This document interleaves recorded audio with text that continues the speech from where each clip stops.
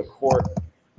My comments will be relatively brief, but it's important, and the points that I'm going to make in the next couple of seconds or next couple of minutes are equally important. It comes down to the following. The Commonwealth has simply not proven, even in a light most favorable to them, that there was a collision on January 29th, 2022 at 34 Fairview in Canton, Massachusetts. There was no collision proven to have occurred. There was no eyewitness presented. There was no video evidence, no audio evidence, no evidence in the form of physical evidence at the scene by searches that were done by officers on the morning of January 29th, 2022. The Commonwealth, through suspect experts based on circumstantial technical data, only sought to prove a backing event, and that's important. They sought to prove that at 34 Fairview, the SUV went backward. They did not prove, and every single one of their experts was asked this question, they did not prove that there was actually a collision associated with that backing event. The Commonwealth experts said at best that the car went in reverse and it was suspect.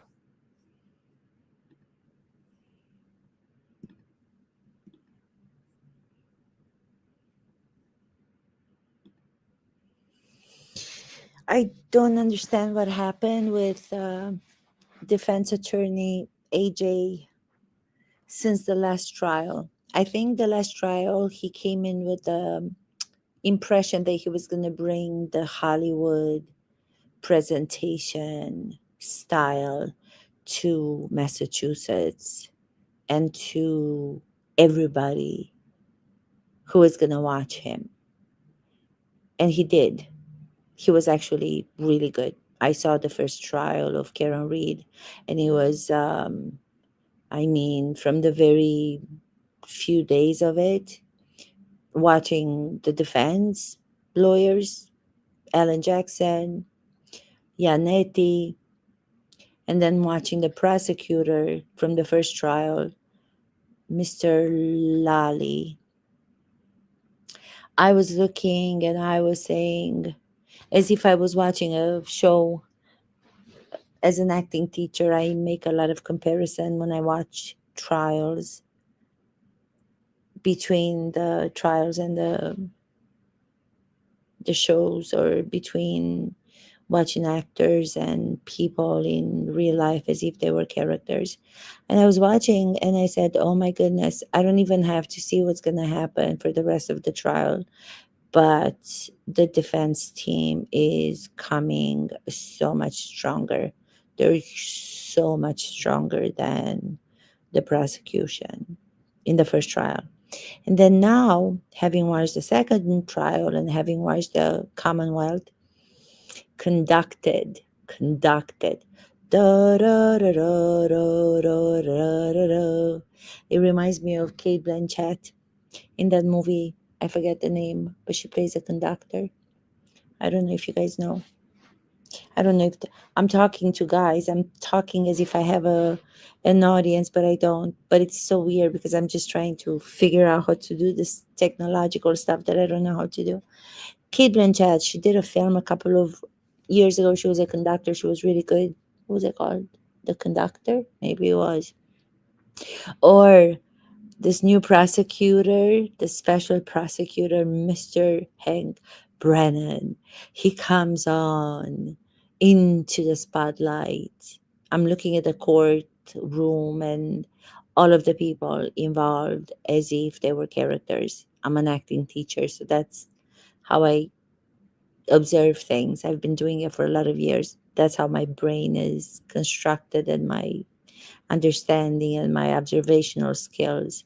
Did you know that acting, one of the definitions of acting is, it was, who came up with that? It was Ilya Kazan, the big known director who was part of the Actor Studio, one of the founder of the Actor Studio, which I am part of, a member of the Actor Studio, the famous Actor Studio.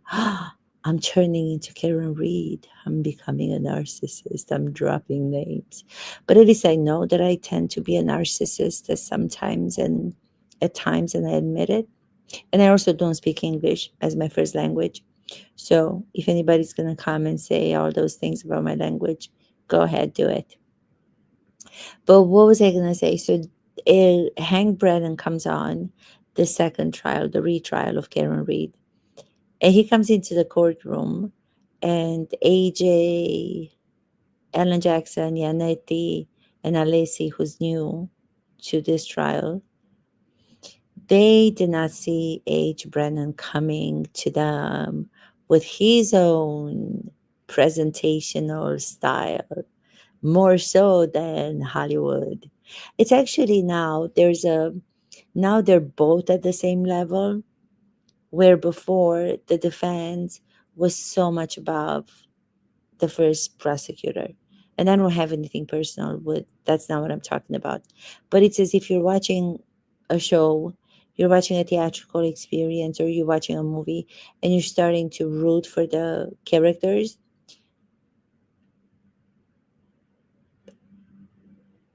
Even if the characters are doing things that are not always right, the villains in a movie, they still have to possess some sort of quality, some sort of human behavior that's going to move the audience. Because a villain cannot stay a villain the whole time. It's going to push the audience away. The audience is not going to watch that character for more than a couple of minutes. And I feel that's the problem with the defendant, Karen Reed, in this trial. I feel she was like that in the first trial, but in the first trial, I think in the first trial, she was even more so uh, diva. She sees herself, in my opinion. These are all my opinions. She's from an acting perspective. She sees herself as a star in a in her reality show. She's the main character. She's the principal role, and she has the lawyers who surround her, all these men, and she has all the fans out there who are on her side, right? Free Karen Reed supporters who I don't understand how they and I'm watching the same trial and we're seeing completely different things. But that's what makes this so fascinating. Human behavior is fascinating because we can watch the same human behavior at the same time. We can watch the same facts, we can watch the same presentation from the prosecution, from the defense, and we can come out with completely different understandings, because there's no guarantee, there's no human behavior 2 plus 2 equal 4. It's not like that. We are all individual, we are all unique people, so our thinking is going to be different. But I think what changed this trial in comparison to the first one is the I think he's a genius. A lot of people say he's not. Everybody's good with their opinion. I think that's why it's so fascinating to be able to watch different YouTube channels and different creators, because you can understand how there's like so much difference in the way that we think, in the way that we observe, in the way that we watch, what we consider to be facts, which they are facts. We don't consider them to be facts, they are facts.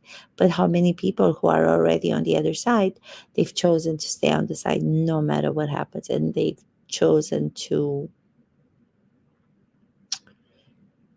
not let themselves be have their mind changed no matter what. Doesn't matter, no matter what. I learned a lot of psychology, human psychology, that we as that I, as an acting teacher working with actors, we have to transform into behavior. So we do a lot of script analysis on a lot of characters. We go beyond the script, behind the text, behind the writing of what the script is about. And we try to, from our personal experiences, from a lot of tools that acting offers, we try to understand psychology beyond what the words are revealing to us of a character. And I think that's why I'm getting into true crime, and I think that's why I'm so fascinated by watching the trial of the century, as Vinnie Politan likes to call it. So I think H. Brennan came to this trial and it surprised the defense team a little bit, because I don't feel that they have as much strength and power and strategy and presentation as they did in the first trial. I feel that they're trying it as much as they did, but I feel it lacks the support they had sustaining underneath their belief that they were doing something that was amazing, and fighting for the defendant, Karen Reed, with the conspiracy theory of third party culprits, which I come from Romania, which used to be a communist country, and it's not anymore. But I lived there when I was a child and I was a young adult during the communist regime. And I'm thinking, even in those, even during that time where majority of us were brainwashed, because that's what dictatorship, that's what communist regime is. If anybody, and a lot of things were happening, that's a lot of horrible things, people were having to fight for their survival, for their life, and they would probably tell on their friends or loved ones if their life depended on it. Even in those circumstances, I'm not saying that everybody did it. There were people that were honest and they stood their ground and they were dignified, and but even in those scenarios where times were difficult and you can really trust anybody around you, if anybody would have come up with a strategy the defense has come up with in Karen Reed's trial, we would have had to take a few steps backwards and go, what? Who's putting this in your brain? Because it doesn't seem logical. And going further, if I were to go to present a working exercise, an acting exercise, and I would try to convey to the actors that the defense strategy, is what the scenario of our theatrical experience is going to be, it would be very difficult for them to play. Because even in acting, the actors are still searching for the truth.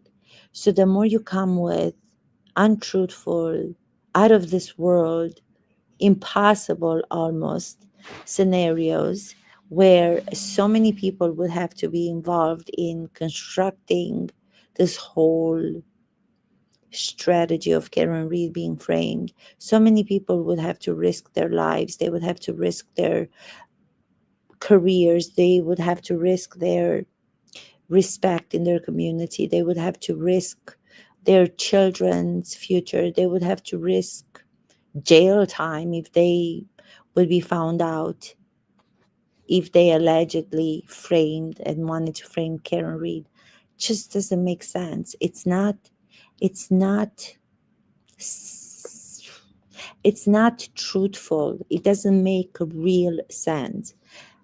It would be considered, in acting, in theater, an absurdist scenario. Hi. Can't wait to watch along with you. Have so much to learn from your perspective. Oh my God, I'm so happy to see you. This is my first time doing a live stream. I've been watching you on TikTok or Instagram. Hello, hello, hello, hello. Look, I can even show your comment that had to be rough being brought up in Romania during that time. Oh, yeah, it was. But I'm trying to make a point about what's happening with this case because I think it's really it's like brain washing land. I don't know if you're watching any true crime at all, but I am so fascinated by this Karen Reed trial. Thank you so much, Libby Wilson. I adore you. I love watching your videos. That's what I was saying. But anyway, so I'm watching Karen Reed, and I don't know. I just feel that she loves the limelight. And who doesn't? I'm not saying she shouldn't. Everybody loves the limelight, but I think she's forgetting what she's here for. This is a trial. This is a scenario where she's being accused. She's being accused of backing up her SUV, Lexus SUV, and by mistake or by accident or knowingly, she clipped her boyfriend, John O'Keefe, the officer, and he's gone. He was left in the snow in the yard of these police people that the defense is saying they were the ones who beat up their friend, the officer. And then to cover it up, they decided to frame it on Karen Reed. So they brought him out and left them to die in the snow in front of their house on their front yard. That's what majority of the people think, and it drives me crazy because I don't know how they can come to put those things together to construct this story for themselves.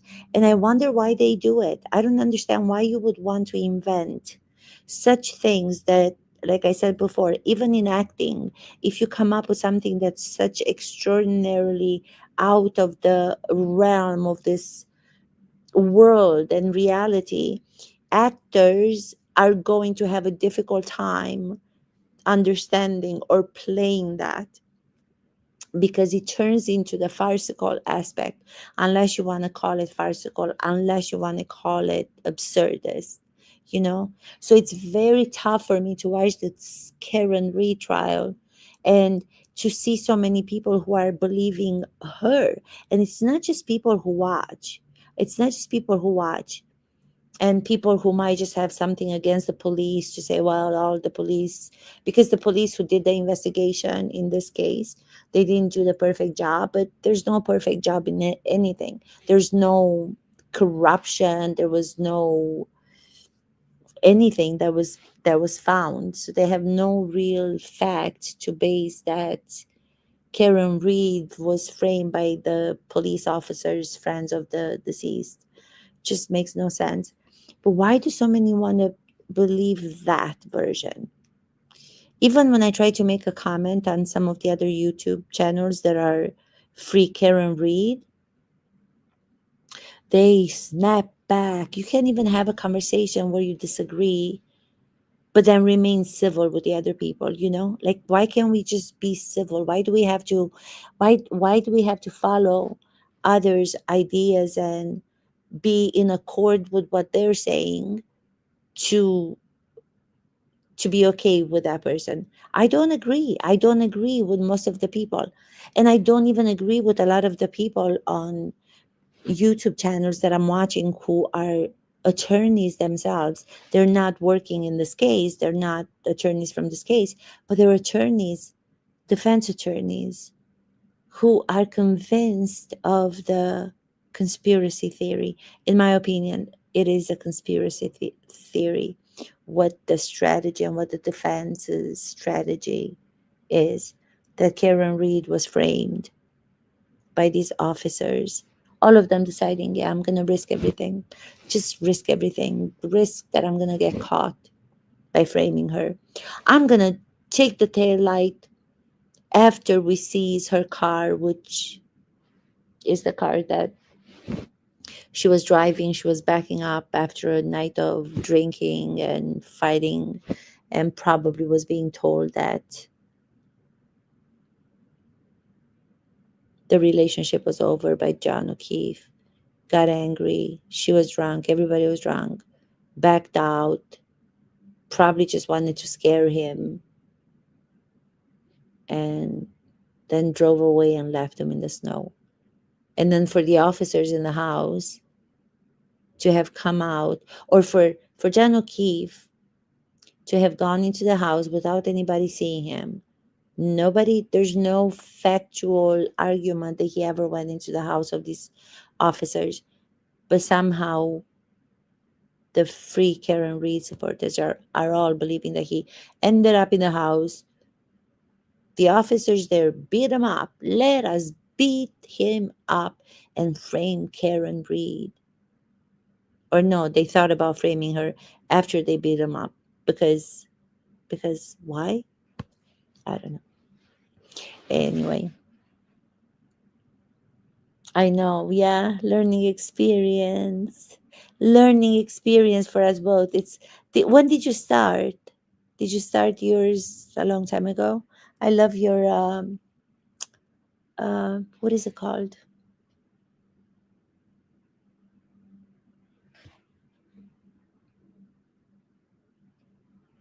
It's thank you for the synopsis of the trial. Unfortunately, I'm not aware of the case. Oh my goodness, if you watch it, I think the reason why I'm getting into it so much is because it is so similar to watching a theatrical show, where it's so similar to watching a movie. And I see that you do a lot of you're doing reviews of movies, and I love that. I love it. Keep on doing it. I think you're doing greatly.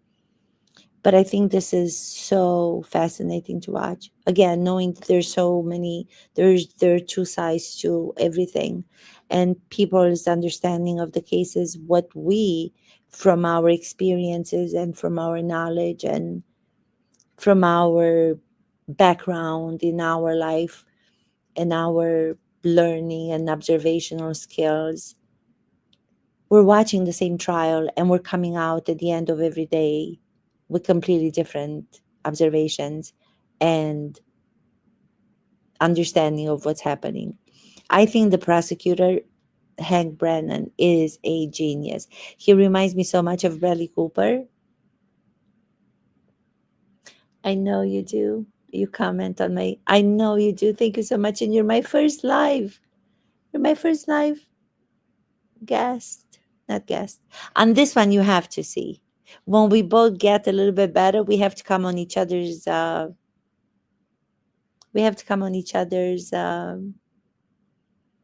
shows, little shows. But yeah, I don't know what I was gonna say. Yeah, I just think that the show, if you watch a little bit of it, it's gonna captivate you, because it has so much to do with watching a movie. Even more so, the court is so much like a theater, and the judge, and I'm learning so much about human behavior, human psychology. It is amazing. It's starting to fascinate me. But thank you so much. Thank you. Thank you for watching with me, and thank you for always supporting me, and let me know what I can do to support your channel. Not that I'm capable of even doing my channel to begin with, but many kisses. I'm gonna try to, I think I'm gonna go now. I'm gonna go because I want to see if I can record this and if I'm gonna be able to. It took me forever. I don't even know how I got to share this, to be honest. But I'm not sharing it. So now if I want to share more of the video. Okay. So if I do something where I'm not gonna be able to see your comments, it's not intentional. I'm gonna try to go back to the video. Yeah, I forgot I have a video to share. Suspect, whether it went in reverse at 34 Fairview or some other place, time, or date. The Commonwealth also put on an expert who said that she found no injuries, none, mind you, indicative of a vehicle strike on John O'Keefe's body. And she, Dr. Irini Scordibello, was arguably their most important witness. The Commonwealth cannot and did not say or prove a collision at a particular time, a collision at a particular place, a collision with a particular person, or that a collision even occurred on January 29th, 2022 at or around or at or after 12:30 in the morning. Their own expert, I think it was yesterday, if not the day before yesterday, was asked on examination. The reason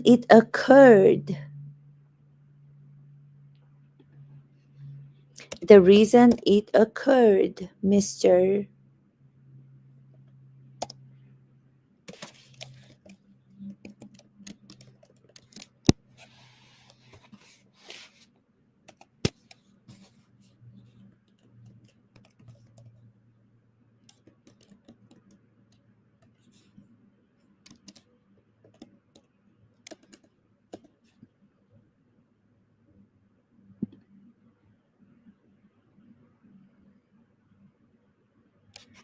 The reason it occurred, Mr. Alan Jackson, is because your defendant, Karen Reed, is saying that she might have done it. That was one of the elements of the prosecution, right? Didn't she say that a couple of times? So many people came to testify and they all heard the same thing. Could I have? Did I? I might have hit him. I might have clipped him, and maybe I left him and he was coming to try to get me, but I didn't realize it. I was angry. I went home. We had a fight, and she went home to his house. Why did she go? Why did she go back to his house if she was upset with him and they had a fight that began a couple of days prior?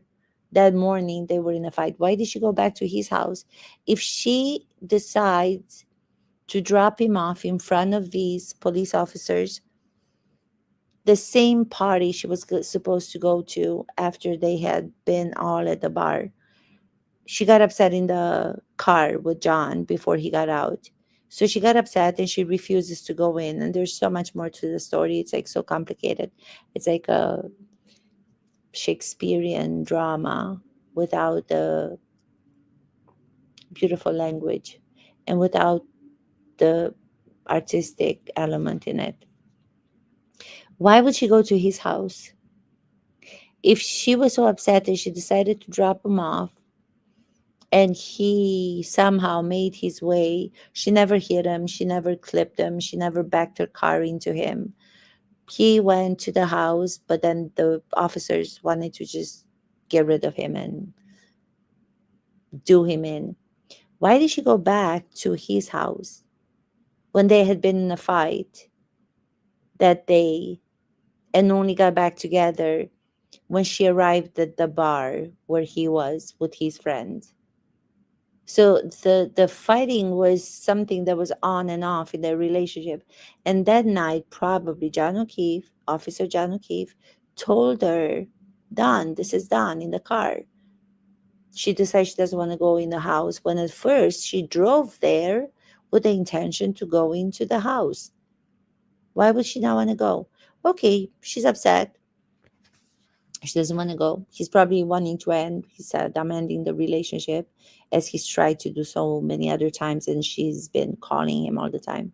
So why would she go back to his house? Why wouldn't she just go to her house? I'm putting myself in the situation because that's how I know how to understand other characters. If I'm putting myself in the situation that I just talked about, if I'm having a huge fight with somebody and refuse to go to a party after I have said that I was going to go with him to a party, but yet I get in front of that party's house, those people who are holding the party, and I get upset with my boyfriend or my husband, and I don't want to go, and I have my house. Of course, I'm going to go to my house. Why would I want to go to my house? Unless I realize that I did something. I realized that I must have hit something, wasn't aware how hard I hit him. Probably just thought that I scared him a little bit, as he deserved it because he was dropping me. He was breaking up with me. and being drunk, as they all were, that's when I would have gone to my boyfriend's house, because I would know that there's something that's not finished yet. And then hours go by and I see that he's not coming home. I see there's no phone call after trying to call him like she did. And I start to think, oh, what if I hit him harder than I thought? What if he's not okay? What if? Could I have? Could I have?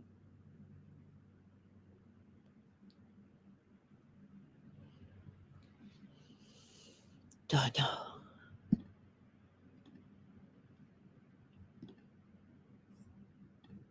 By Mr. Alessi, can you tell us the particulars of the collision, pardon me, as you suggested in your testimony?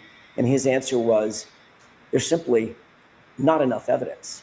He was asked specifically, why didn't you try to recreate the circumstances, the force impact? That's what you do, sir. You're a biomechanic expert. Recreate it for us. And he said, there's not enough evidence. There is evidence, however, that Brian Higgins and Brian Albert were sparring at 34 Fairview. There is evidence, however, that that was just minutes, not hours, not days, minutes before John O'Keefe ultimately met his fate at 34 Fairview. There is evidence that Brian Higgins was love-struck, that he was jealous, that he was aggressively coaxing John O'Keefe out of the waterfall, that he was passively aggressively coaxing Miss Reed to engage with him rather than John O'Keefe. Again, there's not a single eyewitness to a collision. There was not even a single eyewitness to a backing event at 34 Fairview. The court will recall Jennifer McCabe testified that she basically watched the SUV the entirety of the time it was in front of the location. I don't even know. Yeah. I think I'm gonna go for now because I don't even know what's showing on my screen, to be honest. So I think it's enough testing for today. But this was good. I feel good about myself that I've done it for the first time. I was so scared, so I did it. That's really good. Okay, done. Bye, Libby Wilson. Kisses to you. Have an amazing rest of the weekend.